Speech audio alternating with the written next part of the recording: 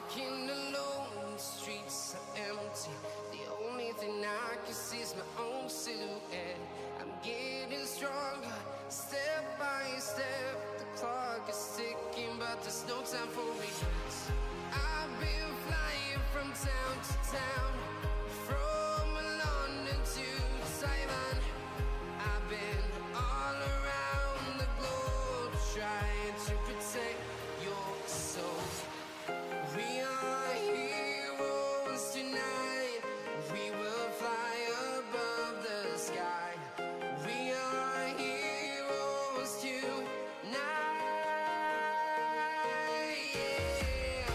We are heroes tonight. We will fly above the sky. We are heroes tonight.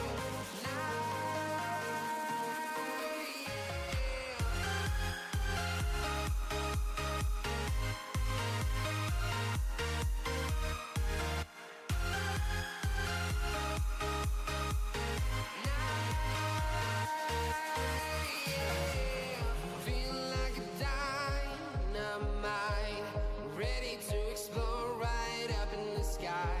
I need you to listen, I need you to hear, and don't show any fear. I've been flying from town to town, from London to Taiwan. I've been all around the globe, trying to protect your soul. We are heroes tonight. We will fly above the sky. We are heroes tonight. Yeah. We are heroes tonight. We will fly above the sky. We are heroes tonight.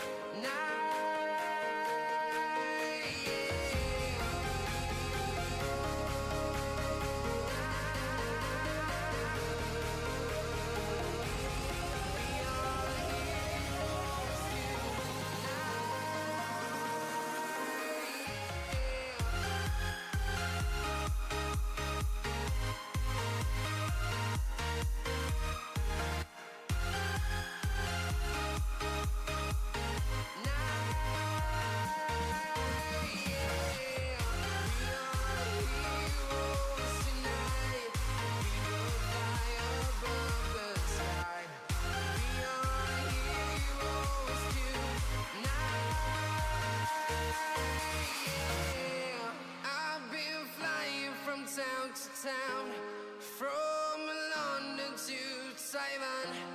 I've been all around the globe, trying to protect your soul.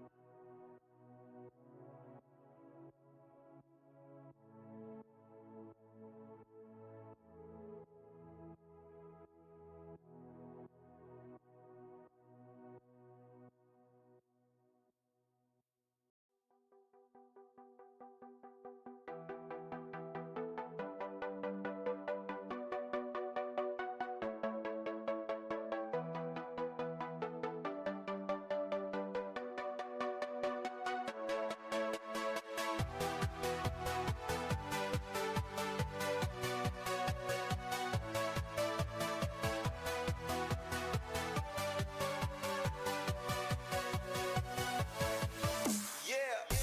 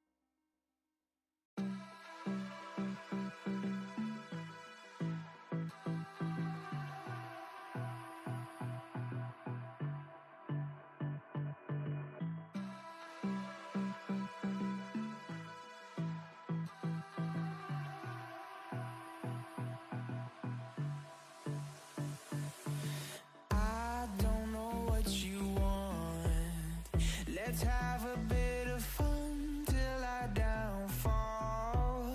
My love, if you feel like I do right now, don't say you're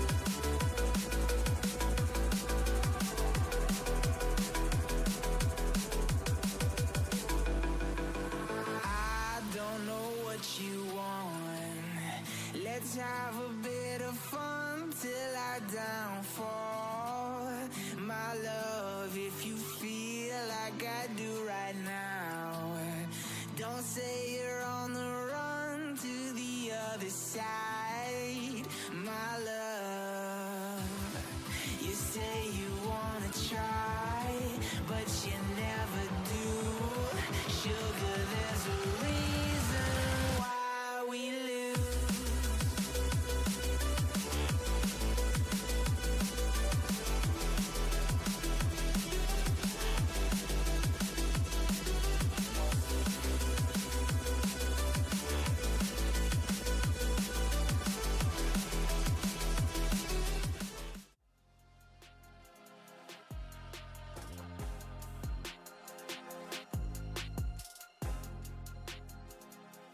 Hello and welcome to the Titan Esports Vanquisher League Winter Split 2025. My name is Mojo Powell, and I'm honored to be joining the casting team for Titan this season. I'm joined today by Leslie. Leslie, how you doing? I'm doing great. I'm also honored to be joining the Titan casting team for the first time for the inaugural Winter Split for the Vanquisher League. I'm super excited. We've got a lot of cool things going this season. Fearless being one of the big things that we kind of get to work with Titan for the first time, as well as all of the new additions to the 2025 split for League of Legends.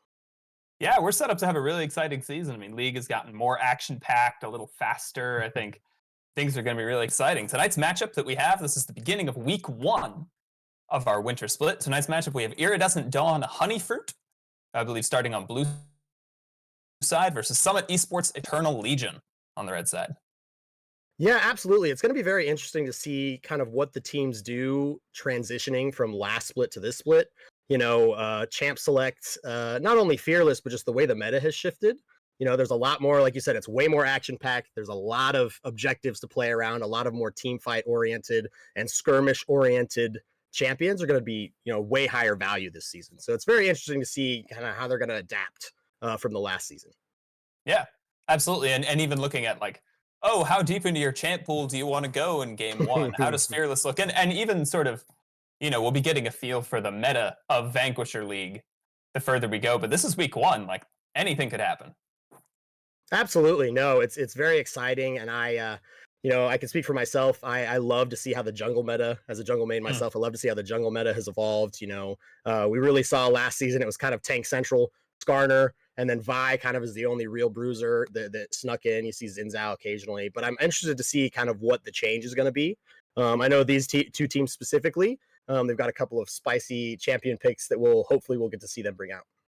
Yeah, absolutely. And on that note, let's hop into the draft. I think we're all set up, and here we go. Perfect. So obviously, Iridescent Dawn Honeyfruit, starting out here on the blue side, what are those prio picks that you're going to be looking for this team to pick up B1?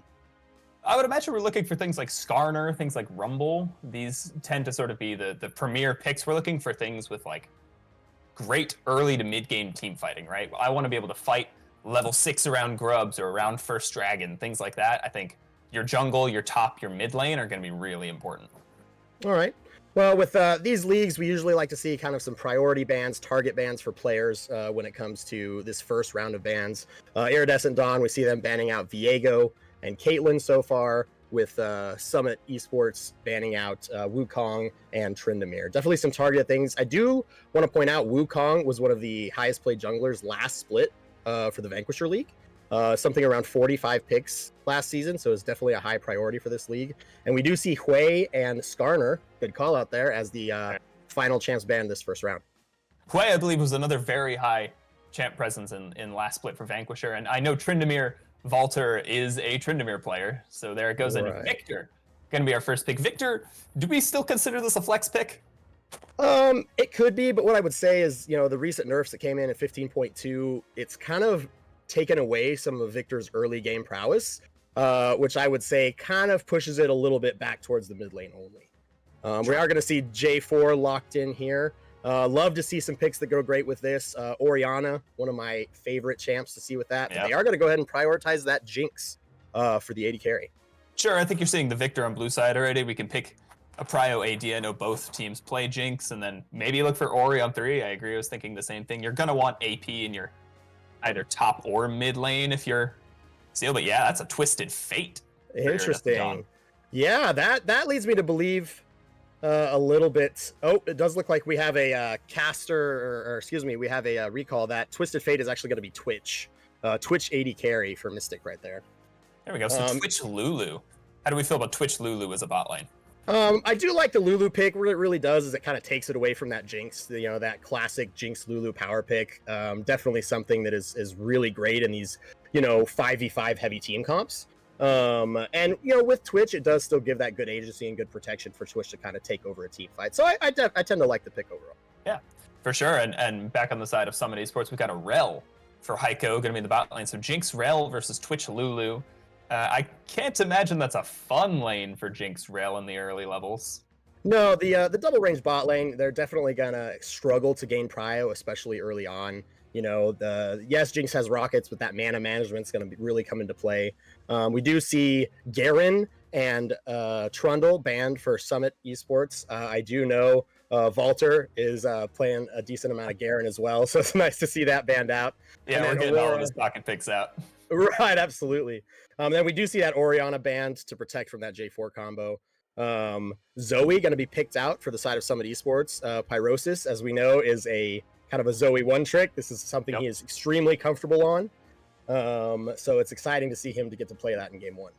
Yeah, it's great. I like this. It's sort of Summit Esports is rounding out to look like a bit of a pick comp with the Zoe in the mid lane, something like that, looking to fight around picks and get this Jinx to scale heavier into the late game, and saving their last pick red side for counter into what looks like potentially a Poppy top. I guess Poppy and Maokai are a bit of a flex top jungle. Yeah, it does leave a little bit open. Maokai is definitely not one of those right there. You can see with the Volibear. Not something I like to see picked blind, just because there are quite a few matchups that it tends to struggle with. Volibear being one of those.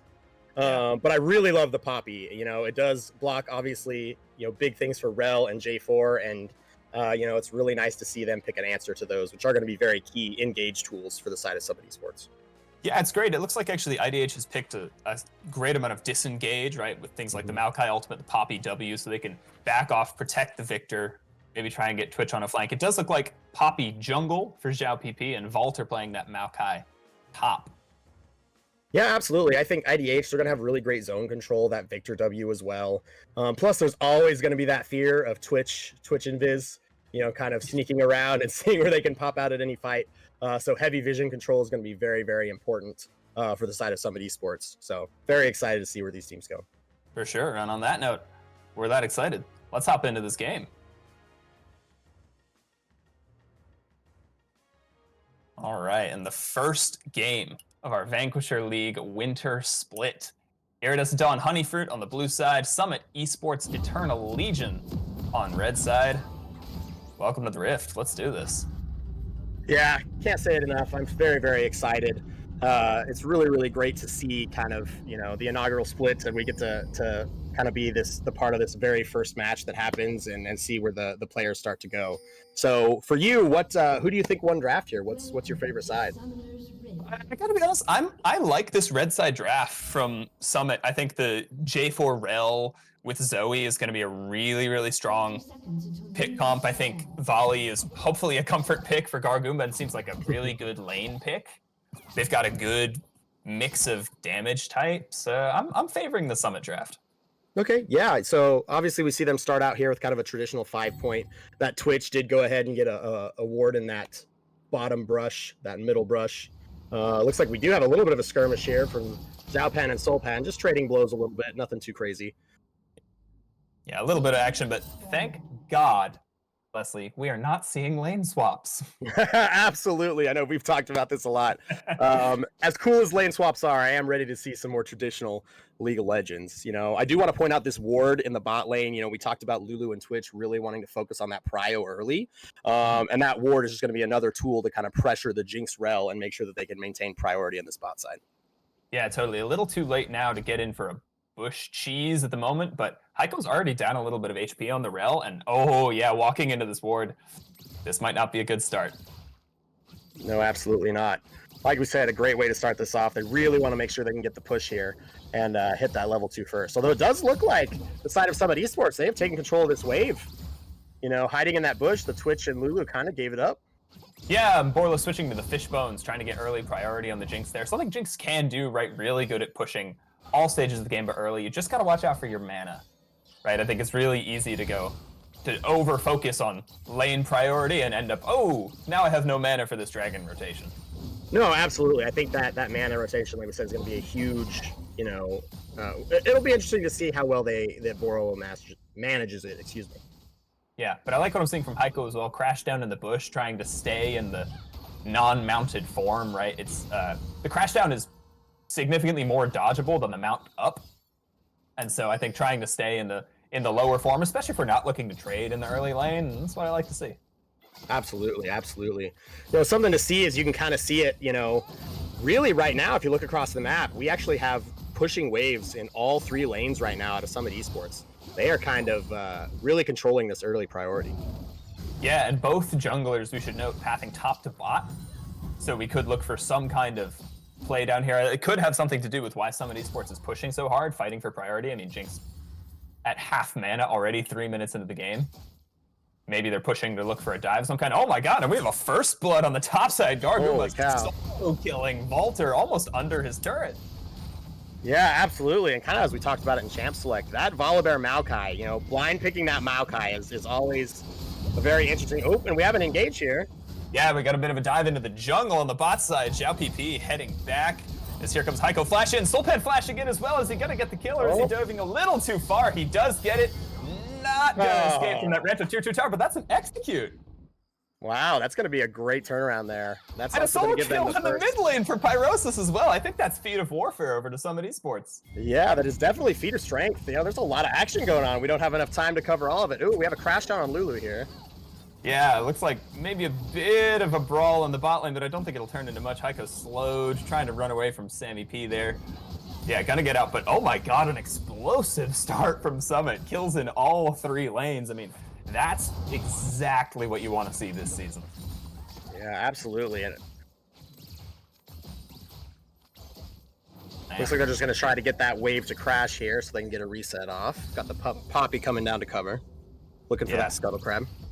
If we look at our gold there, I think Gargumba about 400 gold up on the volley. And oh, Valter, this is tough. He still has his flash, did not blow it on that initial play. We'll see if he can flash the EQ. Yes, he does. Flag and drag not going to connect, but Valter, no TP recalling like this, wave pushing away from him, and that's another solo kill for Pyrosis in the mid lane. We're coming down here, stunned up into the wall. Heiko falls to Mystic. IDH gets a little back. Yeah, it's nice to see Mystic pull some kind of punch back there, with Pyrosis getting another solo kill in the mid lane. That Victor down, 2 kills, double farm. It's really good to see that IDH gets something back in the bot lane on one of their carries. Yeah, it is, and it's good, right? Hopefully, maybe, okay, look, we can play through bot, we can play to dragon stack if we're IDH, right? Maybe hope the Sulpan heads back up to his strong side top lane and focuses Grubs, which it looks like he might, but he's clearing top to bot again. But just, again, bit of a disaster early game in the solo lanes. No, absolutely, and really kind of what I like to see, this Sulpan has had really good tempo. We do notice him an entire level up on Xiao up right now. And, he's definitely been able to make an impact while still farming his camps and kind of getting into those lanes. So you love to see that out of J4. And look what you could do with good vision like this. Oh my god, and they've traded in the top lane. That's a shutdown for Valter back on the Gargumba. So something at least, hopefully even it up. But Sulpan, yeah, you're right. Using his better tempo and stealing away some of the bot side jungle here. Yeah, absolutely. And that just kind of goes to show how important that mid lane priority can be. With Pyrosis in full control here, it really does allow Sulpan kind of those options to invade. Yeah. Do you think, though, that, like, at some point in the mid game, this early lead is negated in terms of getting the mid push just because Victor's so good at pushing mid waves? I would tend to agree. I think, especially as you get to upgraded E with Victor, and he starts to get, those items under his belt, Lost Chapter, finishing those first items that he goes for, that it's definitely not going to be as effective. I do tend to agree. Yeah, but you can see already, like you said, that the increased tempo and just strength that Sulpan has. He feels fearless walking into the enemy jungle. He's going to clear this first Grubs up here. Now remember, it only counts for a feat of strength progress if you get all 3 Grubs from the same spawn, but he's looking for a fight. Yep, Valter twisted advance in too. Pushing him out. Here comes the Nature's Grasp. We'll see Flag and Drag out. Gargumba rooted up. No ult, no flash. He could fall to this pretty quick. That's a lot of damage. Yeah, absolutely. Ooh, that's a crazy ult. Looks like everyone maybe gonna escape. No, Garguma going back we're in not the Halter. done. He thinks he overheals on this. Nope, pulling away. Samuel P has roamed up.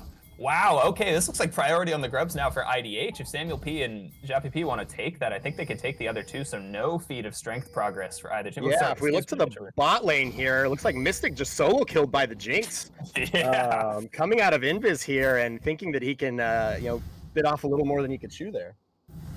I'm going to say that looked like Borla typing to me. You pause in the middle of the lane like that, you are typing something. He didn't even blow a single summoner spell. No barrier on that, one level up.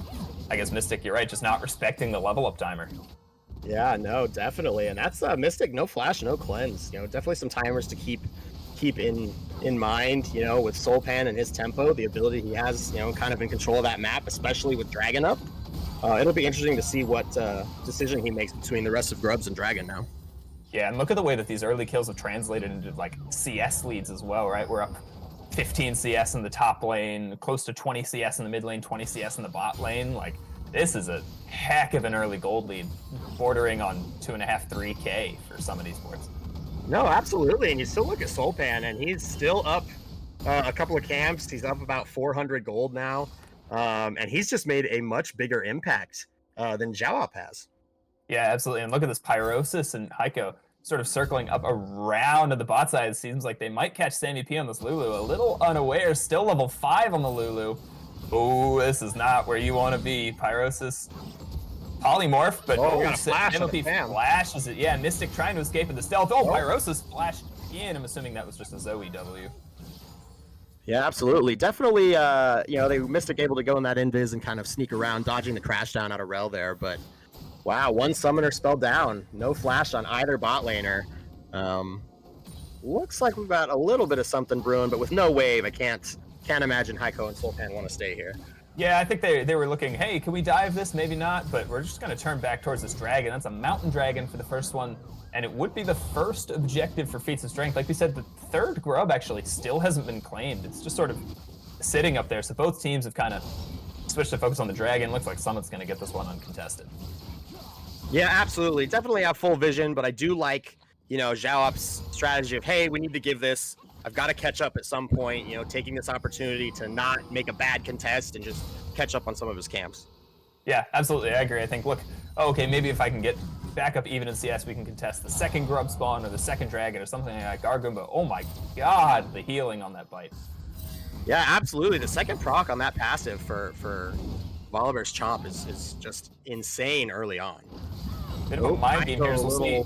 Yeah, Heiko not willing to crash down. There it is, crash down over the wall. We'll see if he gets out. We've flashing forward. Heiko flashes under the bush.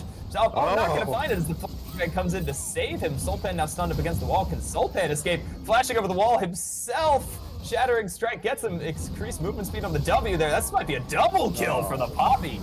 Oh, look at Pyrosis coming in there.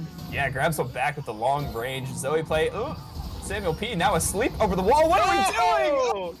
Oh, falls to the super big death rocket. There's now Fuifui trying to escape. He flashed in on this play. He's drowsy as well. Oh, a disaster for IDH. As Fuifui's gonna go down, they're gonna give that kill over to the Jinx. Borla picks up 2 kills. Wow, the beginning of that play looked so good for IDH. Really finding that pick on Heiko and kind of catching him unawares, blowing a flash, catching Soulpan in as he kind of gets in too aggressive, and then they just chase too much. And as they chase, Pyrosis was able to rotate, and Sleepy, Trouble Bubble, does a lot of work there for him. Yeah, and it's a tragedy because you think like, oh, look, if they'd just been confident and accepted, look, we just blew 2 flashes on them, like, let's back out now, we don't have vision of Pyrosis, but instead, you're right, they're all walking right into that drowsy. Another sleep in the mid lane, Fuifui, oh my god, incredible amounts of damage. Yeah, I will say one of the, my favorite things to kind of talk about in these leagues is, teams who are very good at committing to the moment, committing to those plays, or when they struggle to commit to those plays, right? Kind of the back and forth, as well as, I feel like there's a lot of teams that really struggle to give up. Sometimes there are plays out there that you just can't go for, and it's okay to give those up, but we do tend to see teams struggle with that quite a bit. Absolutely, and I think when your match is, being streamed, it's live, the pressure is on, it feels more like, oh, we've committed to this play, like, we got to make it work, let's just try and hand stiff them. But sometimes, you're right, the better play is just to back out when you're getting sort of disengaged by the Rel, stunned up by the Rel, stunned up by the Jarvan. Skargoomba looking, maybe gonna dive, yeah, ulting in onto the tower, flashing back out there to try and avoid the Nature's Grasp. Alter's gonna live, but looks like he might have to recall. This is not a place you want to stay. No, absolutely not. And just remember, his flash is down there too, and with that re-engage, Oliver's still got quite a bit of HP here, and I wouldn't be surprised. Looks like the Maokai passive here just gonna go ahead and dissuade a Goomba here just enough to not go ahead and take that fight. Yeah, I think heel cut would be good for both laners in this, and both sort of very high sustain. Heiko going in. Looks like maybe not the play. Polymorph down as Xiaopi running in. Nope, stunned up by the Shattering Strike. Great traps from Borla to let Heiko run out scot-free. No, absolutely. I love to see this. Top laner so ahead, they can kind of rotate down and help take these objectives. While their jungler's on the other side of the map. Doesn't get much better for that. And Borla caught out unawares. Oh, ulti from Mystic, polymorph down from Samuel P. Didn't have time to flash out of the way, just accepted his death. I think that was a shutdown onto the Twitch, so that's pretty big. No, absolutely. And this is what we talked about in draft, right? There's always going to be that fear. All right, and we are going to go take a replay at this kill here on Borla. We talked about this, kind of the Twitch, just you have to always be aware of where that Twitch positioning is going to be. And like you said, we have an exhaust out, polymorph, that Twitch R, going to really quickly take care of Borla there. Yeah, I do have to say, I think that if Borla had just started cutting back earlier, he probably could have flashed over the wall, but at a certain point, except exhaust has come through, polymorph has come through, I'm just gonna die here. The Sulpan moving into the jungle, stunned up against the wall by Xiaopi, but not looking like much more. Pyrosis coming in half the health, but the Flag and Drag stopped up by the Poppy W, and Fui gets a kill into Sulpan. This is pretty huge, with Dragon coming up in a minute, sort of ruining this Jarvan's tempo. No, absolutely, and we can definitely say, take a look at this mid lane. That kill was very important for Fui. I mean, he really needed that to kind of attempt to get back into this game. The gold lead here is just about 1,300 gold, 1,250. I mean, that's incredible. When you look at the items that we have between Victor and Zoe, obviously previously to this recall, we have Lichbane and another component completely built versus just a lot, not even a first item. We do see him go ahead and pick up that first item now, but, this Zoe is still a commanding lead in the mid lane. Yeah, but I mean, even after that kill that Fui got, Pyrosis is most of the gold lead for Summit, right? So, Sleepy Trouble Bubble. Lulu's asleep. See how much he can do. That's wow. Hell, forced to ulti and walk back away. That may actually secure the Drake back for Summit Esports, right? If you could zone them out like that, force them to recall on this wave, that's going to be hard to contest. Yeah, absolutely. And something I really want to point out here. Look at that Sleepy Trouble Bubble. We can see if they have the cooldown. Here it goes. Very close, very close. God. Definitely, I think that's going to be a dragon for sure now with no mid lane able to rotate. Yeah, second dragon for Summit Esports. This is a Hextech dragon.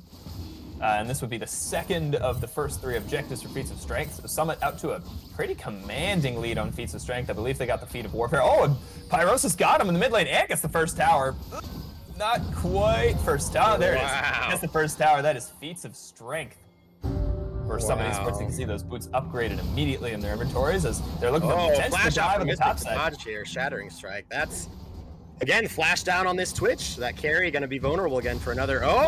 We're going in with it. J4 ulti, super mega death rocket, and that is one dead rat. Sort of nothing you can do. I mean, look, this is what we were pointing towards in draft, right? The lockdown that J4 and Rel have is like Twitch. Yes, he's somewhat mobile, he's fast, but he's not really able to escape things like the Cataclysm. Oh, they're looking to take this tower. I think IDH needs to retreat here instead of going back forward.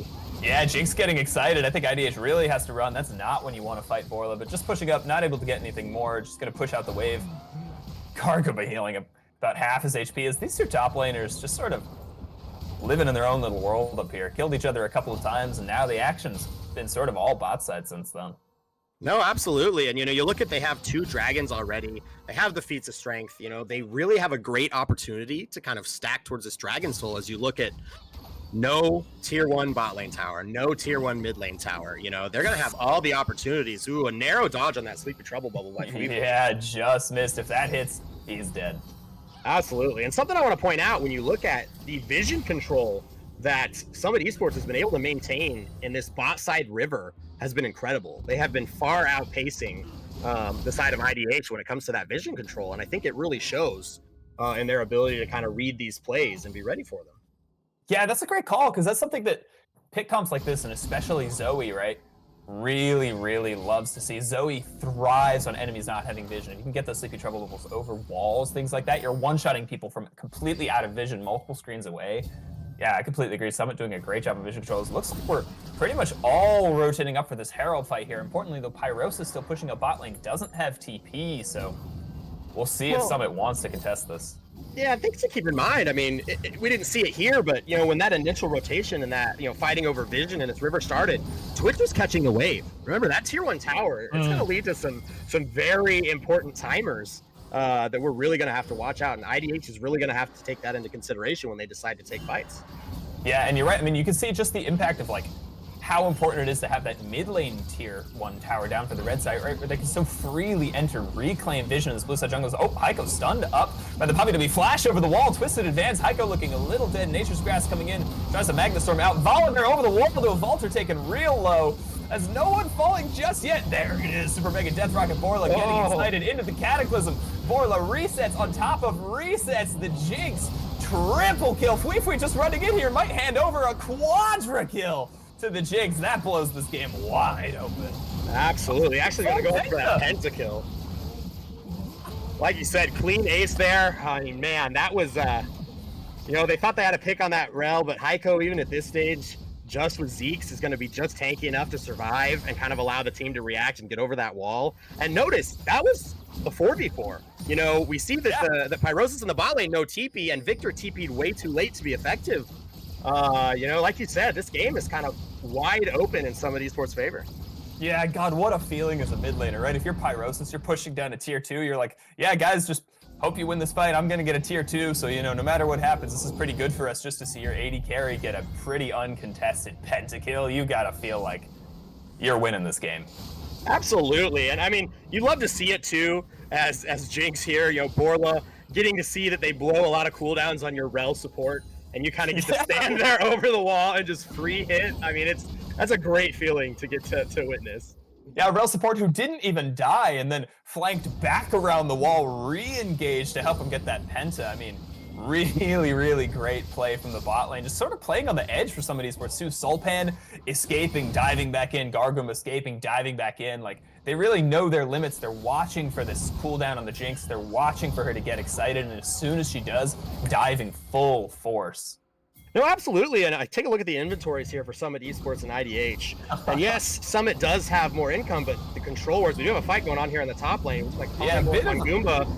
Pick. We're going to see if they can catch his Volibear, but he's healing so much, still has the ulti, but he's fine taking this 1v3. I mean, look at this. They're heralding bot lane. They're going to take an entire inhib. Oh, stopped in the ulti. Oh, look at that healing.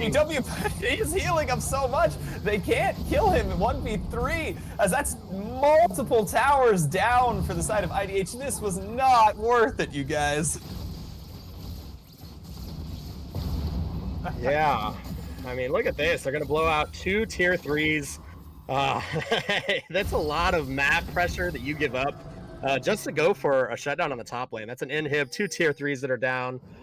Like you said, this game is kind of wide open. We really just need to see a clean closeout from Summit Esports. Yeah, and look at the way they're using this vision control. They're going to try and pick him before turning back to the dragon. Crash down Cataclysm on a Samuel P. Flashes out, but he's shut down immediately. Xiaopi P going to have to run back into the base, and Seal's just going to turn straight back to this Infernal Dragon. And oh my god, dragon stacking on top of hard winning every lane. What do you do as IDH here? Well, I mean, I think the biggest thing to note is they're going to have to make a choice at where they want to make their stand, right? They're going to have to say, we're going to make a stand on this push, we're going to make a stand around Baron. I think Dragon and Otacon are pretty much out of the picture, and they have no real split push tools, so they're going to have to look for, overloading one side of the map to try to get a pick, but that's going to be really, really hard with this pressure that they're going to have in the mid and bot lane. So yeah, you're right, it's a tough call either way. Yeah, something we actually haven't really talked about much yet, though, is, you're right, Otacon, this new sort of neutral objective that has just spawned in now at 20 minutes. This is, I believe, the Voracious Otacon in the bot lane, which will provide the false life buff for the team that takes it, a sort of one-time GA usage. It allows you to either push an advantage or hopefully take a team fight or objective you otherwise wouldn't have. And you can see IDH Iridescent Dawn really focusing hard on it. They've got 5 people down on this bot side. They're going to say, hey, look, Volley, if you want that tier 2, it's all yours. We need this Otacon to come back in the game. Well, and something to note here, Zhao, good for him getting that Honeyfruit, but he is definitely at half HP. Pyrosis making a big play there. Mystic slightly dodging that Sleepy Trouble bubble, but the damage that Otacon, I think it's very underestimated by players at this point. Heiko looking a little bit caught out. Oh, yeah, this might not have been the flank he wanted as we flash over the wall. Zhao PP flashing it as well, though. I don't think that's going to work quite the way you wanted it to. Cataclysm down, Fui fighting back as the Nature Scrat's going to zone off the bot lane. Soulpan now in a tricky situation, flashing out. Mystic out of the stealth here, though. This could be the comeback IDH is looking for. Ooh, but that Maokai's asleep. Looking to see if we can land the Q. Nothing. Every team just going to back off right now. Soulpan did manage to escape at the bot lane, but look at Goomba up here on the top side. Takes the tier 2, pushing in on the tier 3. IDH actually not going to be able to contest the Otacon at the moment like they hoped. No, absolutely. And gosh, the damage that Pyrosis is getting onto this team, the range at which he is effective right now to kind of get poked down, it really does make it tough. And, if you look at the wards around Otacon from Summit Esports, I mean, they are very much prioritizing this vision so that they can make sure that, they know what leads to play. They give this Zoe as many opportunities as possible, to get these picks. Yep, and that's, oh my god, almost 100-0. Pyrosis takes that same up. You can see Fui scared to stand in front of the Zoe Q, worried he would get one shot in his stead. But something I want to talk about, you pointed out the vision that Summit Esports has. I love Summit Esports' vision, and I kind of don't like what I see from Iridescent Dawn. You see, they've warded more on the top side of that bot river, more sort of warding for the mid lane push, but it's hard to rotate to Otacon off of mid lane push. You actually, I think, kind of want bot lane push to move into it. Yeah, and when you have your bot side, kind of the bot side of your map open like that, and base open like that, kind of the most important thing for you is you have to have vision to get through your jungle, right? You've got to be able to see inside that jungle. So yeah, that river is wide open, but they're never going to get there. I love this control ward and that pixel brush right there outside of base, but that's where we need to see our vision expand.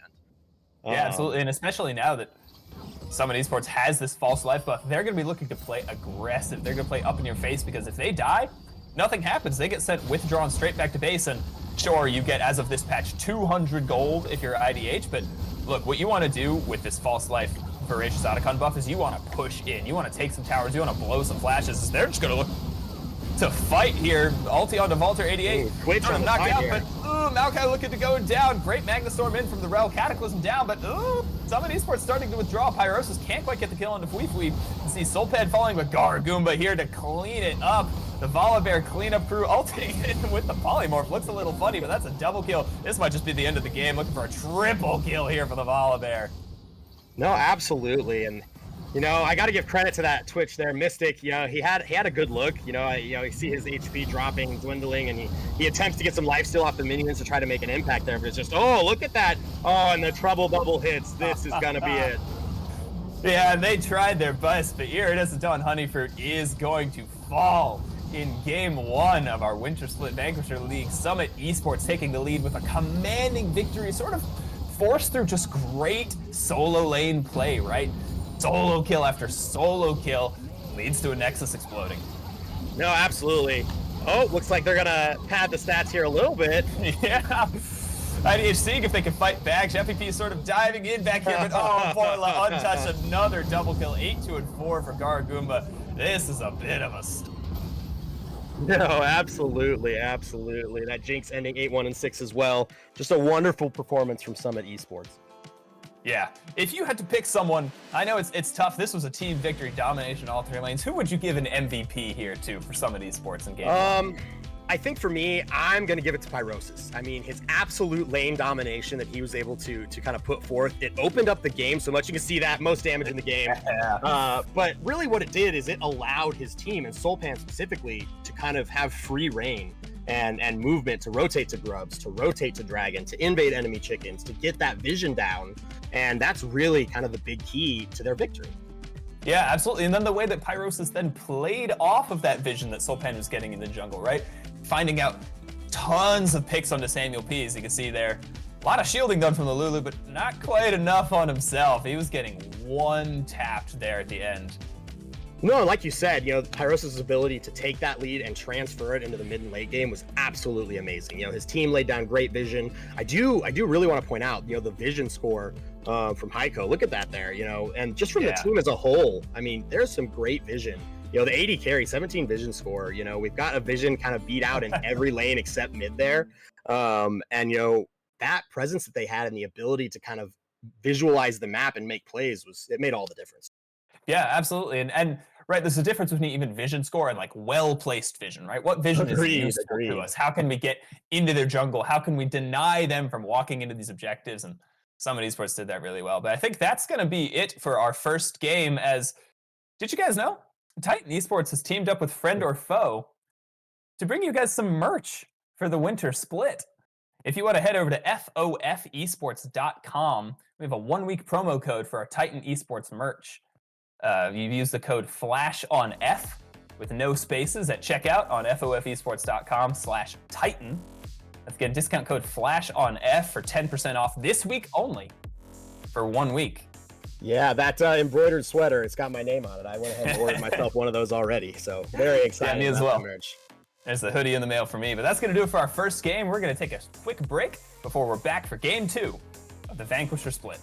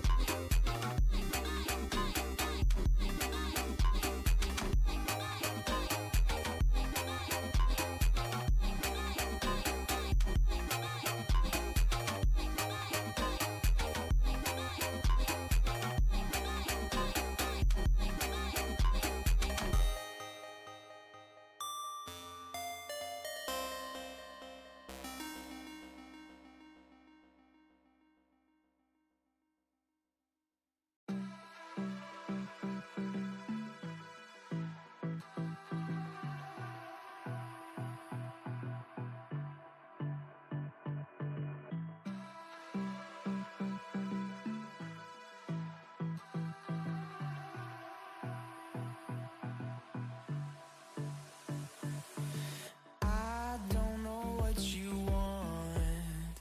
Let's have a bit of fun till I downfall.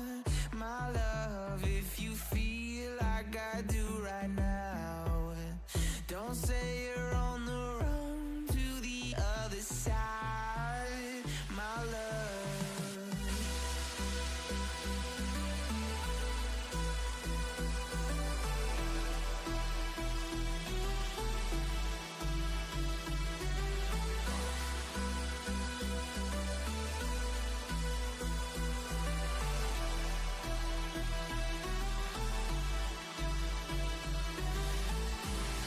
you say you wanna try, but you never do. Sugar, there's a reason why we lose. You say you wanna cry, but you never do. Sugar, there's a reason why we lose.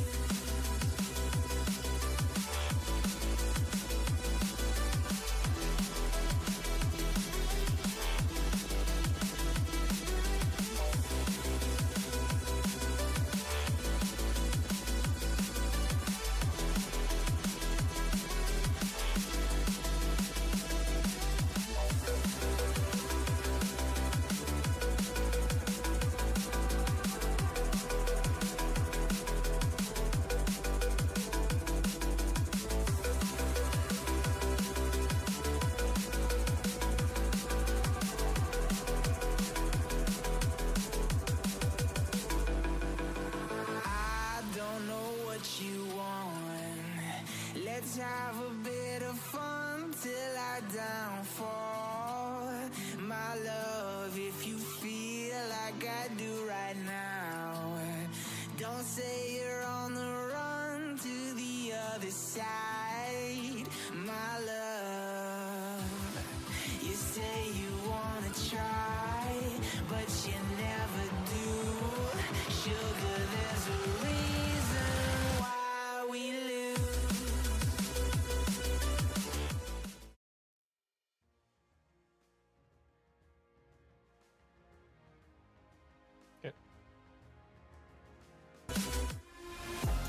All right, hello and welcome back to the Titan Esports Winter 2025 Vanquisher League split.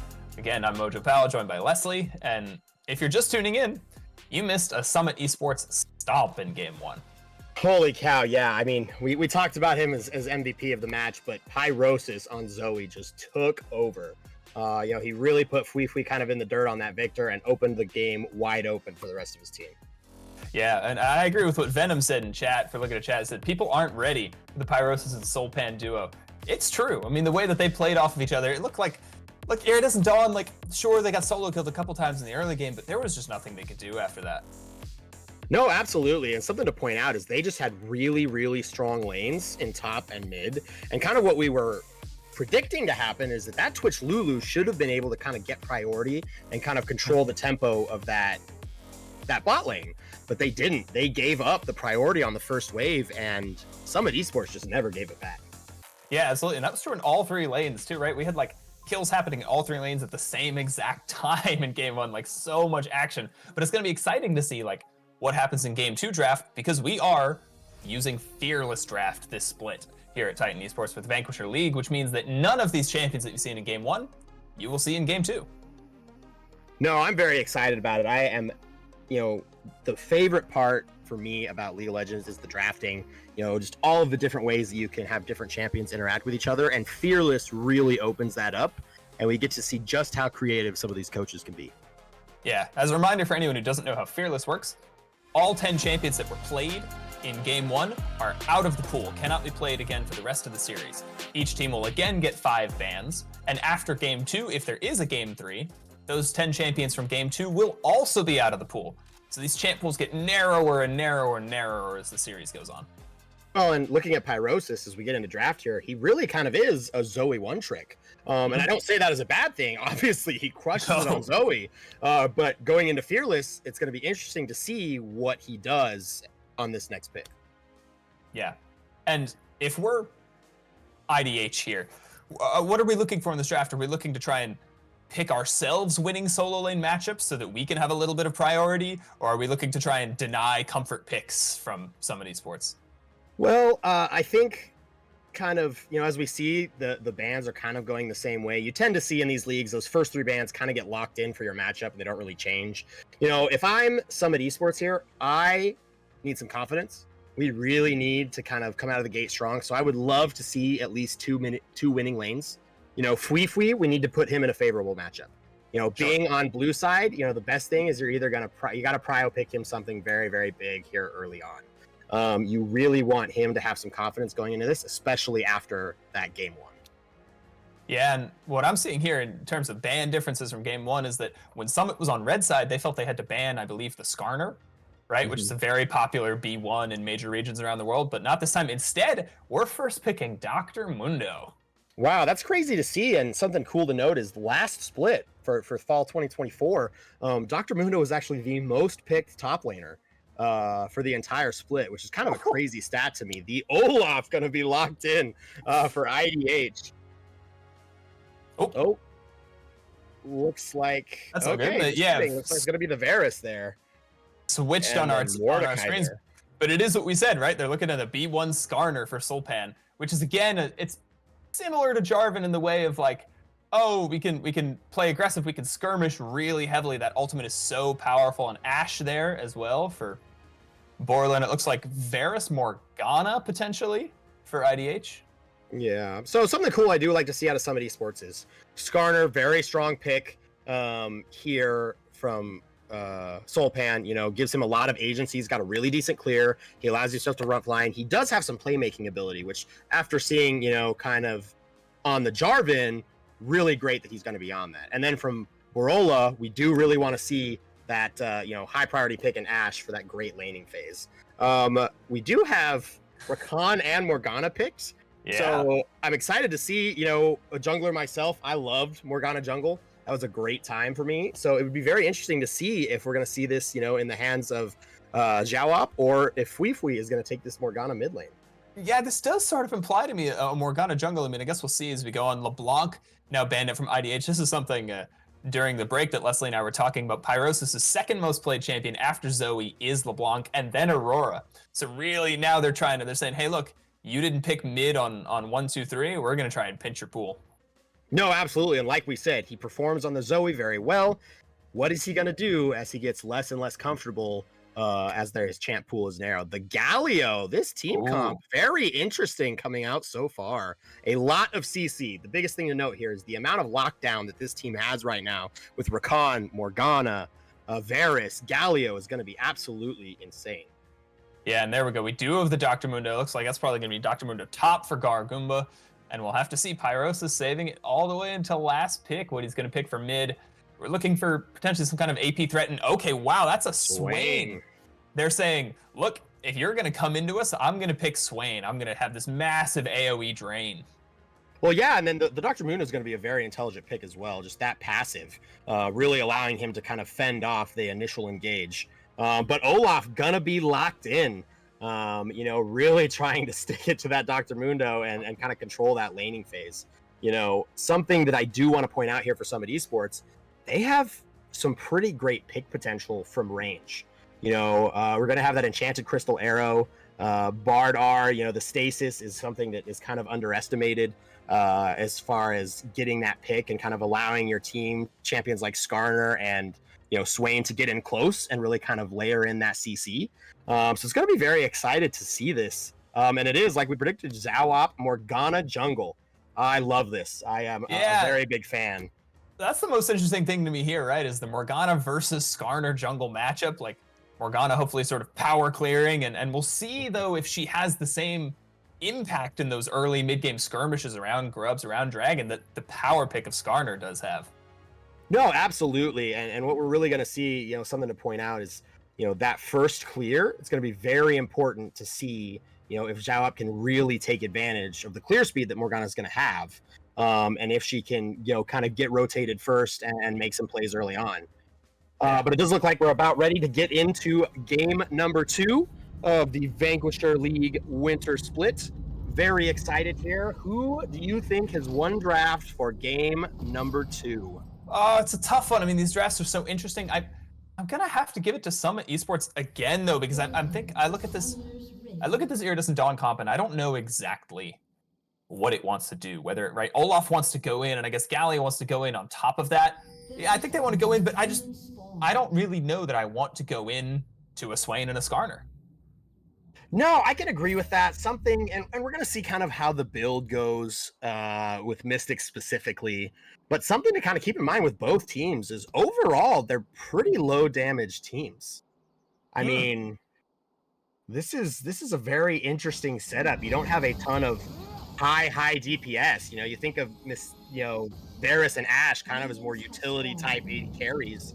Especially depending on the Varus build they decide to go, whether they go with the traditional, lethality poke build that you can get out of Varus, or if they do try to go the DPS build and on hit with, Blade of the Rune King.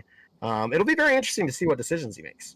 Yeah, that's actually a really interesting topic. That's something that's been talked about a lot on the LEC broadcast recently. If anyone watches LEC, I know Jack Spectra has recently joined that broadcast, an AD carry main, and he's been advocating for more on-hit Varus. Pretty much everyone's building lethality. And then also, Double Lift has been recently advocating for his new crit Varus build, which I think is just bad, but... Well, and it'll be interesting, too, if we've seen in kind of a lot of the eastern regions, Hullbreaker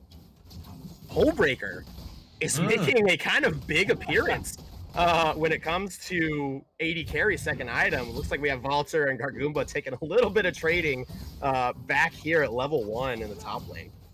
Yeah, as you can see, saving that last pick for Valter, right? They're trying to get him a good top matchup, a matchup he's really comfortable in, and maybe can get a bit of lane advantage. Oh, that's one on Sam here. Yeah, hitting level 2. Samuel P is going to have to peel. Borla poking them back with the volley. Samuel P down to a third HP off the second wave. Absolutely, and I love the decision-making there from Borla, knowing he can't push Samuel IP anymore, just taking the extra couple of autos and Mystic, and then refocusing back on his CS. I love that.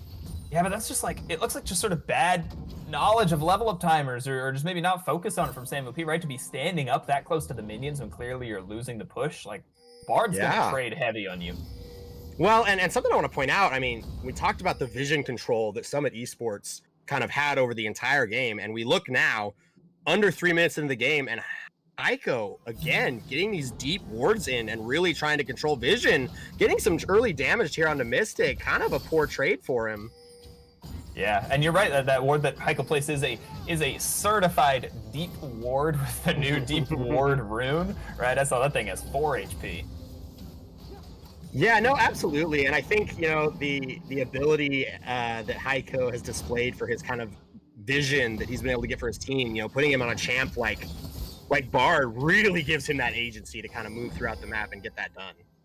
Yeah, absolutely. I do think a big story of this game is going to be like, oh, who can get bot push and move up and affect the map quicker, right? Can Heiko get there before Samuel P? Because both of these supports are like pretty good at roaming around. As Sulpan's coming up behind Xiao PP, but oh, flash in on the Morgana, looking for the Q. Pyros is going to have to flash out as well after taking a bad trade into the Galio. But we're down here. Samuel P is ignited. He has no flash.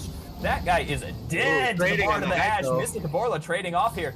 Borla with the Q active, though. That's a lot of damage. Xiaop looking low, too. Pyrosis has slain him. It's a disaster for IDH. Man, you look at, you know, kind of Fui's target selection there. If he turns, Samuel IP is an easy kill, but he kind of forces to go for Mystic, and in the process loses out on both of them. Let's take a look at this replay. Yeah, I'd love to see this replay. I want to see what happens to Samuel P down here, because it's kind of hard to tell. Like, we see Sulpan moving up onto Xiao P. Samuel P just like, I guess he's trying to move up and maybe gets Bard stunned over the wall. I'd love to see how his flash gets blown. Oh, he's just on the wrong side of the wall, gets stunned up and traded so heavily on it. Look at that tunnel. Flashing in, too, from Borla. That's an aggressive Ashe play. No, it absolutely is, you know, and that really is just kind of a misposition from Samuel there. I just, unfortunately, wrong place, you know, walking away. Oh, man. Heiko only had 20 HP. Like I said, just some mistargeting there. Unfortunately, everything goes over to Summit Esports, and they have locked down the first feat of strength. Yeah, you're right. And with it, an almost 2K gold lead, only 4 minutes into the game, and most of that, or not most of that, but a good chunk of that is down in that bot and mid lanes. Look, Pyrosis is up 900 gold already. In a matchup, he was taking bad trades in before that skirmish.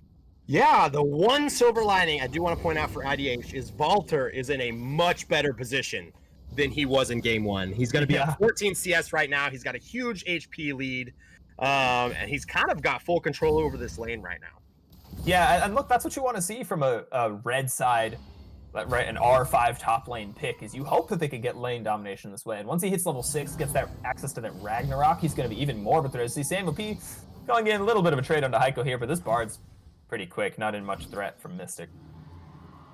Yeah, absolutely. No, it's, you know, it is the one silver lining, and the cool thing here is, you know, if I'm Xiaop, I'm really going to be looking to try to play around these grubs and use my priority in the top lane to get something going for my team.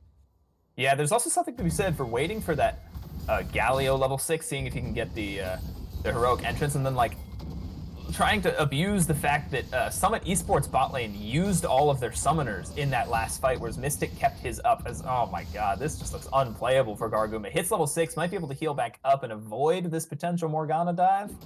Yeah, I think that's a good call from Zhao. You know, something I really, really like to see is when players are able to recognize, you know what, this is not good, let's step away. And I think Zhao made the exact right call there, you know, with the Goomba ticking over to level 6. Definitely not the right time to try to dive that Dr. Mundo. Yeah, but what this is going to mean is a cross-map play on the bot side. Borla has pushed that bot wave in, and the first Drake looks like it's going to go pretty uncontested to Summit Esports. But as you said, as what you wanted to see, IDH looking to contest the grubs on the top side instead, look for a trade with their strong top lane. Yeah, we do see Heiko moving kind of towards those grubs, and we do see Goomba's TP coming out, but I think they're just going to be too late. These grubs are already gone down, and Zhao is just kind of able to retreat into their jungle, and Walter will go catch his wave on the top side. Yeah, potentially if Pyrosis had moved off of the mid wave, they could have looked for more of a contest, but he was more focused on hitting down that plate, and I think that's okay, right? Like, your jungler's not going to make it up. These cross-map trades are totally fine in the early game. There's a little bit of supportal combat here, but nothing really going to matter. Yeah, absolutely, no. Unfortunately, as big of a Rakan fan as I am, you know, Rakan Bard there, Bard's just got a lot more agency to take over. Ooh, we do see a little bit of a trade there, but Walter backing off low on mana. Oh, wow, good dodge there with Battle Dance, getting back over to Mystic there and dodging that starter ultimate. it can be hard to judge Rakan trades sometimes because you look at that champion, you see him in a situation, you go, he's got to be dead here, and then he dashes 5 times and he's completely away. I think the interesting thing in the top lane is, I think this was Valter's first back. I think he'd been doing all this like all the way up to level 7 without a recall. So now TPing back in, he's going to have a huge advantage in like amount of gold spent over Gargumba, and maybe he can sort of extend that top lane CS lead even more. It's already up plus 20 as, oh, Pyrosis canceling Fuifui's back there in the mid lane. No, like you said, you know, he's going to be up 24 farm right now. He does have that Tiamat in inventory, going to allow him to really control the wave and push out and get priority. You know, something we talked about in game 1, and it's proving true here in game 2. Pyrosis is just kind of taking over the mid lane again. He's really kind of having his way with Fuifui and just, you know, controlling the wave through and through. Yeah, I do think the further into the game it gets, the more Fuifui will be able to contest, especially on side lanes once he gets a bit more MR in his kit. But right now, he's looking like a bit of a limp Galio. Yeah, that 900 gold acceleration that Pyrosis was able to get in that mid lane skirmish was very, very rough. But we'll see if they can convert it into anything else, right? The next Grubs won't be back up for a bit. Next Dragon not up for 3 minutes. So a bit of a lull as Heiko just looking to get some more. Samuel P stunned up. Borla taking tower shots. Flash forward. Yeah, flashing in. Gets the shutdown. Heiko now too. Takes a tunnel through the wall, but he's not where he wants to be. Sulpan behind, trying to sort of maybe see if he can save him, see if he can get that Impale out on a Mystic, potentially. No, actually his ulti's down, but Mystic slowed up by the Swain W, trying to escape. Samuel P, grand entrance, just saves his 80 carry. Wow, that was great out of Mystic. The decision-making to immediately turn back, recognizing that rotation from Pyrosis was great. No fear. He knew he made the right decision. He was able to get out. The grand entrance coming in. We got to get a replay, it looks like. Yeah, on the top side. Yeah, a bit of a trade on the top side. Both ultis popped by Valter and Gargumba. But Valter slowed up after the Ragnarok is done. Gargumba just heals so much off those trades. Let's see if... I didn't actually see. Is there a kill up here? Yeah, there it is. Valter, huge shield. Oh, that execute. That's the power of the Olaf top, baby. He heals so much. He's just so great in those 1v1 trades. So at the same time, this is all in all not that bad a trade from IDH, right? They shut down Borla in the bot lane after, I don't know what happened there. He ended up tanking tower shots somehow in the 1v1 against Mystic and then just got completely caught out. So a bit of a comeback from IDH. The grand entrance here, taking a tower shot on Pyrosis, ulting here. Yeah, we'll see Demonic Ascension, see if he can get him out of this. Oh, so much damage on his Zhao PP. Oh my god, burning down. He's gonna have to flash out, although Pyrosis tanking tower, flashes in, goes 1 for 1, but another shutdown over to Mystic. This guy's just getting his gold inflated. Yeah, I'm not gonna say, you know, Pyrosis has made some great decision making. I think this is the first real mistake that I would kind of call him out for. Giving that shutdown to Mystic is not where you want that gold to go. Yeah, and you're really like, we've already said that IDH could play through their top lane, their strong side Olaf, but this Varus is now caught back up, now actually has a gold lead over Borla despite being down in CS. So you've got 2 lanes you can start playing through now. This game is much more even looking than our first one.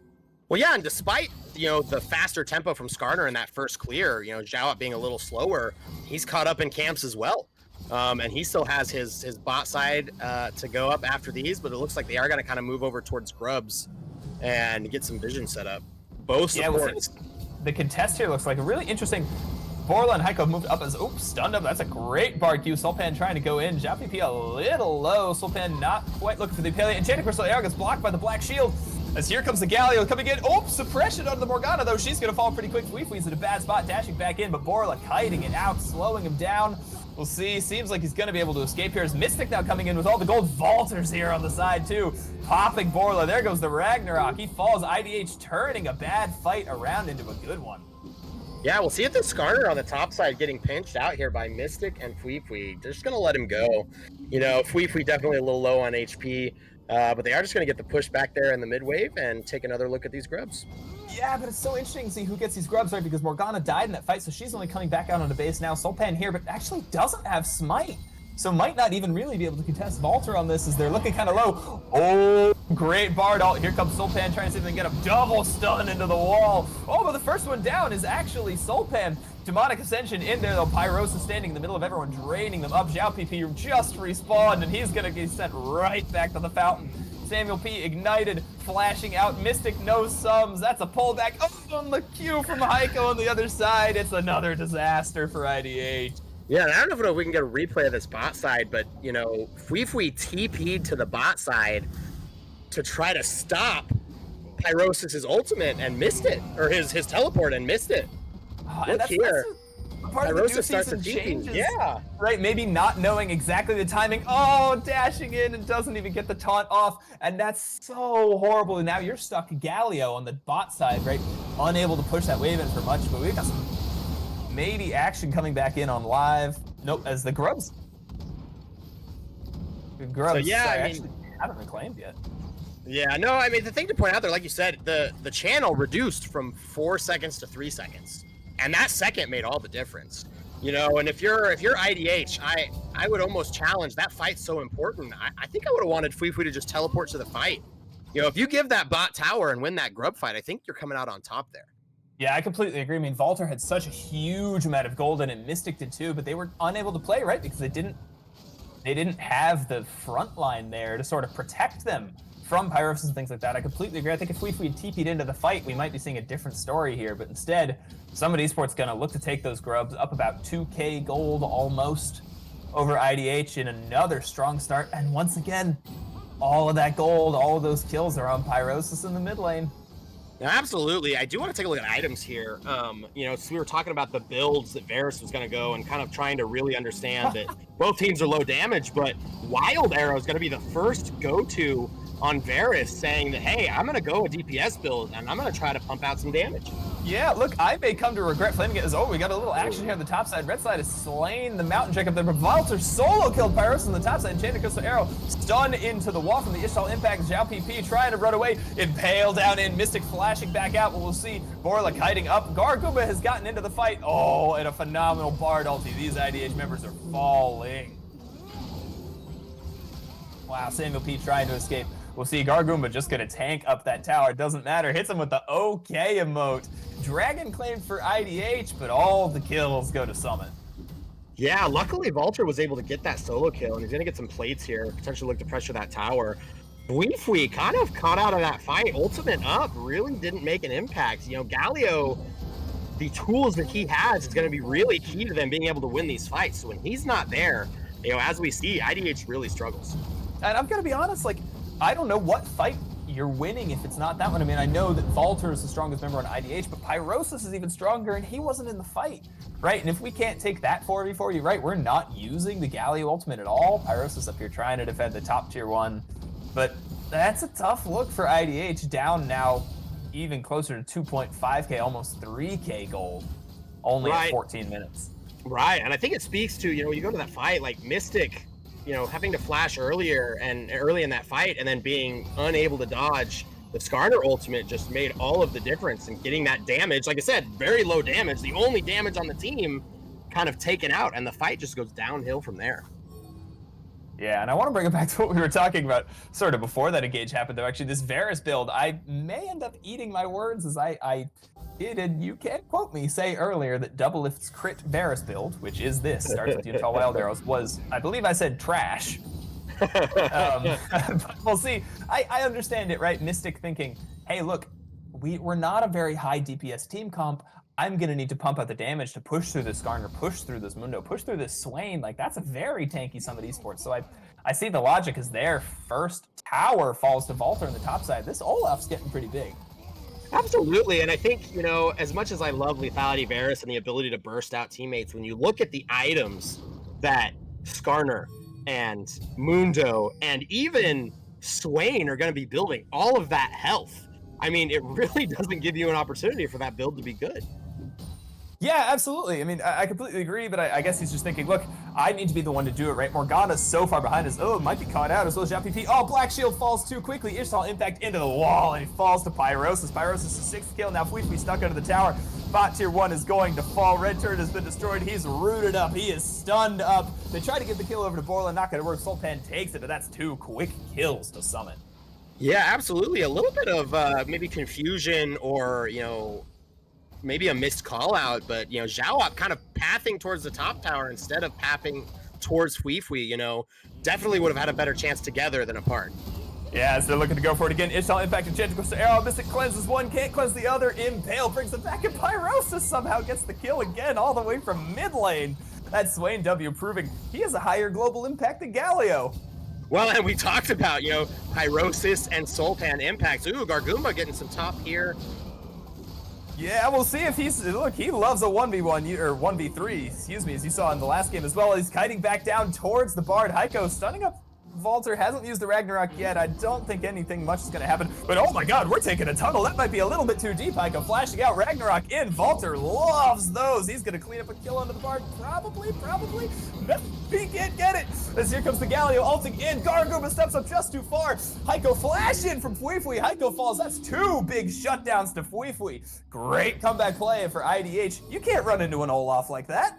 No, absolutely, and I want to give credit to Fui. The things that we've been talking about wanting to see from him, the decisive decision-making, and that's exactly what that is. I'm in here, I'm ulting in, I'm going to flash forward, no hesitation from Fui. Great pick. Yeah, absolutely. As we see, look, a barely alive Borla on the bot side seems to have solo-killed Mystic without his ulti, used both subs, as we'll hop into replay, see how that happened after this fight, as I agree, Fui playing so well on the top side, but now that he's gone. Look at this level lead in the bot lane. He's on a ward too. Mystic, Chains of Corruption gets cleansed and Borla just flashes the Q and kites him out. 2 level lead. You're not winning that fight with no ulti. Yeah, very, very, very close. And like you said, the level lead made all the difference there. If Mystic's level 11, I think it goes his way. Yeah, it's a clean mechanical play from Borla as well though, right? Cleansing the Chains of Corruption, immediately flashing over that Varus Q, kiting it out to the end. I want to bring our attention to something else interesting in these builds, though, that happened in that bot fight. As Heiko got shut down, he lost some stacks on Dark Seal, which is a kind of funny pickup for the Bard support down there. Or actually, excuse me, that's on full Magi's. Yeah, he is committed to that Magi's. That is definitely interesting as you see him kind of going tank otherwise, but with those feats of strengths, I think he figures he can, get away with that, and he really wants to have a little more damage impact with his team. Yeah. Which I like. I agree that they're, generally speaking, a low damage team comp, right? If you can get a little extra from a Magi's in there, why not? And he did have a lot of kills. As IDH actually just claims this 3rd dragon here. Dragon stacking up 2-1 over Summit Esports. That's going to be really important coming into these later stages of the game, seeing if, look, on your next Dragon Soul point, Summit's going to have to start fighting you on it.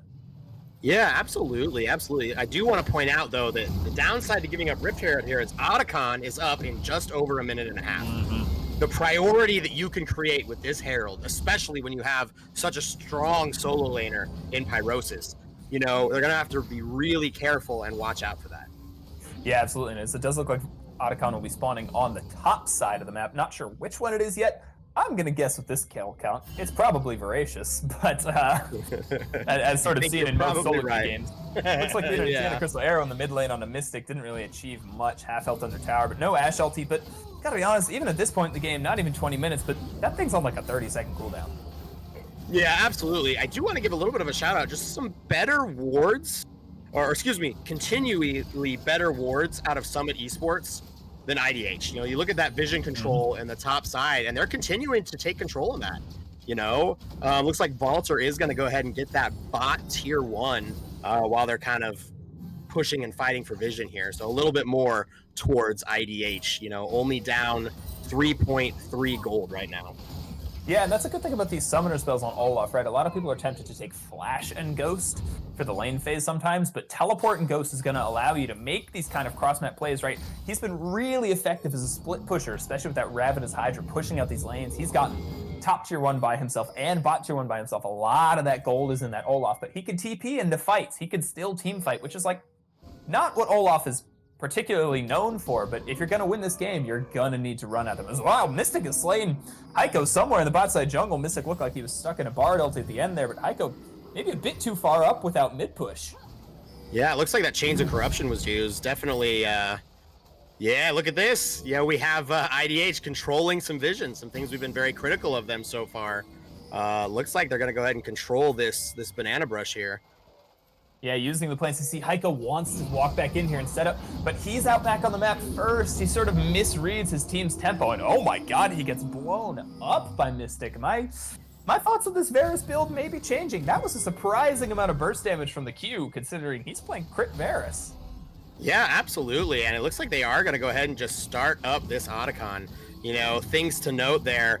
These Otacons, either form, they do a lot of damage. This is not something you can really contest, while fighting as well. I will say I was wrong. I don't think that's Voracious Otacon. It is, I believe, Ruinous, which is the larger kill count, but going into the bot side of this fight. Borla running in, taking so much damage from Valter as the Rift Arrow's been summoned. Galio down to the bot side of this fight. Now Pyrosis kind of caught out, stuck in between two people. Gargoopa running in there though as well. Blue team is slaying the Ruinous Otacon as Soulpan gets that. We'll see. Can Valter stay alive? Healing up so much, but Pyrosis healing even more as, oh my god, Summit once again from a close fight comes away with everything. Yeah, and it started off so well. Valter was able to get on the back line and take out Barola. And, just as time gone on, with the rework last year of Olaf R, he has to keep hitting. And looks like Haiku getting a little bit of supportal combat onto Samuel here from some poor positioning. Less on the Magi's, baby. That's why we're going for solo kills there. A big 4 stacks for Haiku. But yeah, you're right. Like, in the middle of that fight too, right? Soulpan wins the Smite fight. Pyrosis just heals up so much, 10 and 2 on this Swain. He's so strong that when he just stands in the middle of everybody, right? That's why I kind of think, like, I like the Summit Esport composition. It feels like almost just a like theoretical counter to Olaf, right? Olaf wants to run in at you, Gallia wants to ult in over the top, but that is what Swain wants to happen. That's where he wants to be, is like draining everybody with that Demonic Ascension standing in the middle of a fight. Yeah, and something I want to point out, the only heal cut on the side of IDH currently is on Fuifui. And, when we think about how that fight played out, Fuifui was not a part enough. That one set of heal cut was just not enough, for that Swain healing, let alone the Mundo healing and, kind of the passive healing you're going to see off of the Ashe. I mean, it's just, they're going to have to add that onto another team member. You're completely right. I think I'd like to see it in Xiaopi in the jungle, maybe. Like, I don't really want Mystic wasting gold on it, but you might have to, as he's going to be hitting the most, right? But you need a way to deal with Pyrosis, who's now on 3 items. I see a Rylai's, a Malignance, and a Leandris. Valter and Gargoopa trading up at the top side. Valter at least still has good top push, good pressure in the solo lanes. He is sort of the one saving grace of IDH in this moment, but I just don't think it's going to be enough. Well, and something I want to point out for Pyrosis here, if we can get a look at these upgraded Feats of Strength boots. He has spent the gold here and bought them, and I think we're looking at an additional 24% magic penetration. I mean, holy cow. The resistances are not going to stack up well enough for IDH for those boots. Yeah, you're right. And sort of following in Heiko's footsteps, he's got a Dark Seal of his own with 10 stacks on it already. Is another trade in the top side. Valter maybe looking to dive in a Gargoopa, but probably not. That's a Mundo. You're not killing him. Summit Esports going to take their second dragon of the game, even the dragon count up 2-2. Yeah, and I think if you're IDH, you don't have control over the map. You have 0 tier 1s. You've lost a tier 2. You've lost a tier 2 on that bot side, or excuse me, on the mid side and top side. You've got to get some waves pushing. You've got to get some vision into your jungle, and you've got to kind of reclaim that front part of the map before you can contest any objective. Yeah, but it's so hard. Oh, it's a good impale from Soulpan, poking him back, but Borla take the tower shot. Fuifui's gonna kill him up. This might be 2 kills down to Fuifui. Mystic falls both 80 carries, and now it's a bit of a tank war here. Fuifui actually not dealing that much damage. Ishtal impacts Soulpan, excuse me. Skirting around those walls, see if he's gonna get out. Is he not being chased? Pyrosis here to match, though. I think IDH probably not gonna push much further. Bardstone, that's a pullback. Oh, here comes the Recon. Demonic Ascension from Pyrosis standing in the middle of everybody, flashes in. Gets the Soul Flare proc onto Xiao PP, dead again. Recon stunned up. Valter running in, seeing if he can run into Pyrosis, but that's exactly where he wants you. These Soul Flares, these Qs coming in, and oh my god, IDH falling. Triple kill for Pyrosis. Yeah, again, no heal cut on Valter. Pyrosis just free to heal up that entire fight. I mean, really didn't get to a dangerous level at any point. And with Mystic not being a part of that fight, I mean, as IDH, it's just not a great fight to take. Yeah, and like that fight started with picks onto both 80 carries, right? Mystic wasn't there, Borla wasn't there. Mystic trading a bit onto Pyrosis in the bot lane, looking maybe he can get a big shutdown, and he can. Shuts him down going into the bush. Mystic with a bit of a comeback there, sort of shutting down that Dark Seal from Pyrosis. But, as we were saying, right, Borla and Mystic traded at the start of that fight, but Mystic is such a higher percentage of his team's damage than Borla is that IDH just can't really keep contesting into it. Yeah, and unfortunately, I mean, I love the Morgana pick. I love the creativity and the potential here, but Jalop has just not been able to perform so far. You know, we aren't seeing a lot of these Qs connect, and really his impact on the game has been very, very minimal. Yeah, that's absolutely right. I mean, you'd hope clear speed, something like, oh, Mystic, stunned up by the Enchanted Crystal Arrow, see Gargumba running on him, and that's a dead. Varus flashes over the wall. Actually, no, he might just escape. Gargumba now maybe caught out of Sweep for going in. Mystic kites around the Bard ulti, kiting out Gargumba here, shoots out the Q. Heiko in the backline trying to find him, and he does find him. Gargumba healing up so much through this Borla, kiting down to the bot side of the fight. Galio almost falling, Volta running in, but Borla kiting. There it is, the Impale from the Skarner. That's why it's a power pick. Borla kites him out. 2 kills for nothing to Summit so far. Make that 3 as Samuel P falls to Borla as well. Yeah, what? I mean, just really, again, Summit Esports kind of showing their strength. You know, the Magi's is kind of a big thing to pay attention to for this Bard. Holy cow, 18 stacks. You know, if you think of this Bard sneaking around that backline and kind of pressuring Mystic, and he's a real threat. I mean, the amount of AP that you're getting from these Magi's is absolutely insane for this Bard. Yeah, and it cannot be fun for Mystic to play there, right? I mean, he kites it out, he flashes up the wall, he's caught out sort of standing a bit too far up on the mid wave, and that's what started the whole fight. But he's kiting so well, he's trying his best, but that's the thing about on-hit Varus is your effective range is, or crit Varus, excuse me, in this instance, your effective range is so much shorter than that of a lethality Varus. You can't poke from the back, so you gotta walk up, and Heiko sort of loops around to the backside, gets those kills. And I also want to shout out Sulpan on the Skarner, doing a great job of knowing when to go in and engage, and when to kite back and peel. And this fight sort of peeling for Borla, trying to get Valter and Samuel P off of him, letting Borla kite out and just put out massive amounts of DPS in that fight.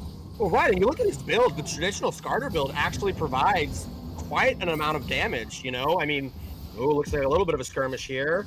Looks like nothing's going to come out of it, but, you know, that Sterix gauge, that damage is, I think people underestimate it. I mean, there's quite a bit there. The Skarner can, you know, kind of take on, you know, especially with his lead, anybody else on the side of IDH right now. Yeah, and that's the thing too, right? You're probably not picking him off. I mean, even if you're landing Chains of Corruption, something like that onto him, and he's just going to run away and run through the wall. Samuel P was looking for a flank, but he's going to get impaled. Suppressed up, now having to dash in, charm him up, see if he can escape through the bot side, but he cannot. Borla slowing him down with the power of that Ashe passive. That's an easy kill, and they're going to look to convert this into maybe a bot tier 3. Yeah, absolutely. The quickness was just not quick enough. I mean, unfortunate position for Samuel P there. Yeah, it becomes the slowness when you play into an Ashe, but Volta rooted up, pulled back, Pop of the Ragnarok. They're going to come in for one final stand, see if they can get it. They're actually shutting up Pyrosis at the start of the fight. Mystic doing a lot of damage. Fui dashing in, going to see if he can do it. Only pops a spell shield from the Mundo, though. Excuse me. Enchanted Crystal Arrow, though, back into Volta. No Ragnarok there. He's going to fall. Borla going to see if he can do enough damage to win this fight out without Pyrosis. Good Q from Mystic. Fui dashing in, tossing them up, but I don't think that's where you want to be. Falls to Borla. Mystic putting out so much damage, but it's not enough to get through the healing of Gargumba. Trades with Borla, but Gargumba healing back up all the way to half. Samuel P has respawned somehow in all of this, and looking like a 3 for 2 in favor of Summit, but not by much. Well, it's something I want to point out, you know, with this Varus build, it's not even really a mid-game build. I mean, you can just see it there, as you can see his damage starting to come online, right? You know, now that he's got this IE, he's a full 3 items, you know, we can really see if he's going to give his team a chance, you know? And I do want to say to Mystic, I think he's playing a much better game than he played in game 1. You know, he's definitely giving his team some options and a way to play through this game. Yeah, I agree, and I think it'll be interesting to see sort of, as the season goes on, like, is Mystic sort of the carry threat on this team, right? I think when you're thinking about a team, you want somebody, some kind of star player with some firepower that you're going to play into every game. Clearly for Summit so far, that's been Pyrosis, but Mystic could be that on Iridescent Dawn, but just not quite getting enough this game. As we see, he's bought some heal cut now, but how are they supposed to walk into their jungle, man? Well, they're not, and I think a big part of this is, you know, Fui's going to have to lead that. Fui and Samuel P need to get on the same page, and they really have to kind of walk in together and take the opportunity to get those wards down. But at the same time, I mean, it's really going to fall on all members of the team. You know, I can't exclaim enough. Control wards are very valuable, and they need to be using those to give themselves a chance to even approach objectives and approach paths to get through their jungle. Yeah, and as we see, the fallout from that last fight was actually, I don't believe you mentioned that Summit claimed the third break of the game there now on Soul Point. Jeff and P pops the Black Shell, hits the flash out from Enchanted, goes to Arrow. Ooh, but Bard ult over the top. Soulpan is there, ready to claim him. Although, a nice Sonya's Galio entering in as here comes the quickness from Samuel P, stunning him up. Pyrosis in the middle of the fight. Impale goes down on a Mystic who flashes out, but Fui falls after engaging. Now Vaulter kind of caught out in the middle of everyone. Pops the Ragnarok, gonna go into Borla, see if he can get anything else. Big Sterix shield, but not quite enough damage. Gore, Goomba, and Pyrosis are untouchable, and that might just be the end of the game for IDH. Mystic falls as well. Oh my god, Vaulter 88 has already left the game. Double kill for Gar Goomba. They're gonna push on the Nexus. Yeah, Vaulter, unfortunately, really late to that fight, and he kind of, while he's pathing around behind to try to get to Barola, the fight's over. Barola's just ended it. And we're gonna see Summit Esports kind of with a dominant we've got a little bit of fighting, Samuel not going down without a fight. But we are going to see Summit Esports take down IDH in game 2 for a dominant 2-0. Yeah, absolutely. I mean, just some really, really clean games there from Summit Esports. As you can see, Pyrosis in the mid lane, huge leads. Goomba, unkillable. Soulpan just really exerting that jungle pressure. Great pushing bot lanes from Borla and Heiko. I mean, this is a really powerful team to contest with. No, absolutely. Talk about a strong showing for week 1 of the Vanquisher League. And I do, we look at, if you want to look at player of the match again, I think for me, I've got to give it to Pyrosis. I think Soulpan had a great game, both games, but again, Pyrosis' ability to impact the map all the way across was just incredible. Absolutely incredible. Absolutely. And when you're looking at competitive play, sort of more organized play, like Titan Esports, like the Vanquisher League, what you want to see is not just powerful solo lanes, great laning, ability to create advantages, but ability to snowball those advantages into your other lanes, into objectives. And I think that's what Summit did so well today. No, absolutely. And you see the coordination that Soulpan and Pyrosis tend to have together. And I would love to be a fly on the wall with those comms, because I could almost guarantee you they're going to have very clean comms talking about that stuff. And Pyrosis, once again, take a look at this vision score. Here we go. Definitely not as, not as one-sided team-wise. I do like IDH, we see a little bit more vision coming out from their top side, and I do love that, and I think that's improvement from game 1. But Heiko again just dominating that vision chart, and it shows. They had a clear path to victory with vision that whole game. Yeah, when you're picking Bard, like what you want is roaming around the map, getting those deep vision wards, and trying to find those picks, and he's been doing that pretty consistently. So you see in the chat here, Venom saying Pyrosis normally is just telling Soulpan not to troll him. Which he wasn't doing at all today. I mean, Soulpan was clean. I will say, and maybe this is just my opinion, I don't think we should be giving over Skarner to anyone. No, I think Skarner is still in a very great spot in this patch. I think his build path allows for honestly too much. I mean, he gets very tanky with those Heartsteel stacks, the shield he gains from Sterix, plus his ability to pump out some damage, especially under these squishy targets in the back line. I agree with you. I think Skarner is one of the top picks to look out for this split. And we're just going to see if, teams evolve to let that through or not. Yeah. Look, we love Heartsteel. It's hard to itemize against health stacking, health scaling right now in season 2025. And it proved too much for Team Iridescent Dawn to overcome. Now, I do want to see if Iridescent Dawn, Honeyfruit can continue further into the season and maybe play through Mystic a little more, maybe try and pick some stronger solo lanes. We saw what they did with Vaulter in this game with the counterpick Olaf. Actually was working out pretty well on the top side. It just, the game snowballed so much through mid lane that it didn't matter. So hopefully they can come back in their next couple of games, maybe through their solo lanes and try to get some wins. Well, and I love that you point that out, because I really do give some credit to IDH here in this game. Vaulter, great performance in this game too. I think there's some things to work on when it comes to this late game team fighting, and again, committing to those moments. But IDH's path moving forward, we do see Mystic's got some talent. A big thing, anybody who rewatches this, I want you to pay close attention to Mystic changing targets and his target selection. He did an excellent job understanding, where he should be putting out damage. And I think that's something you don't always see from AD carries. So I really want to point that out. And then again, Vaulter showed some strength in good matchups. So they've got a couple of places where they can really kind of build their team around and, kind of attempt to play through. So I'm excited to see where they're going to be as the season develops. Yeah, it's something to look out for. But I think on the flip side, we got to talk about Summit. That's a powerful performance from Summit Esports, right? Like looking to maybe be a bit of a front runner in this group, maybe even in the whole league with that.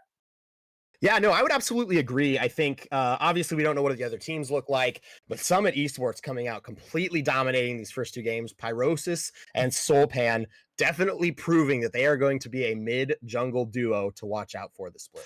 Yeah, as we can see, Soulpan has now joined the chat, saying that he's not the one who trolls Pyrosis. They've got some good comms, some good banter going on there. But that, I believe, is going to do it for us here at Titan Esports. Thank you so much for tuning in to the first week of Vanquisher League. Again, I'm Mojo Powell. That's Leslie. Thanks so much for joining, and have a good night.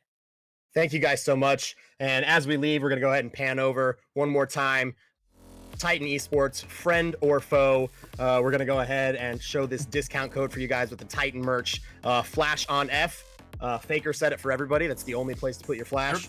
So go ahead and go on over to the store. That embroidered Titan Esports sweater. Look out for that next week. I should have it on. Thank you guys.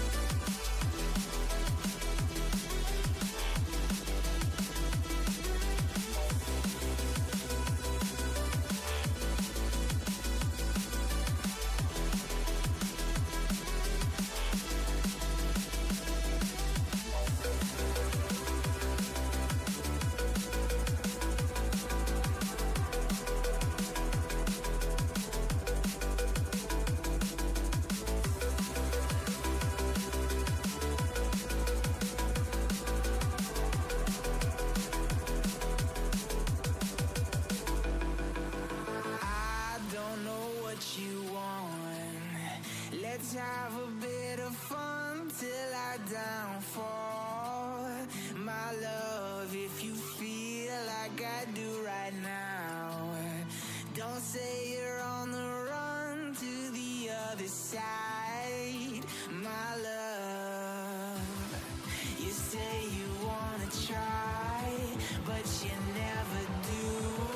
Sugar, there's a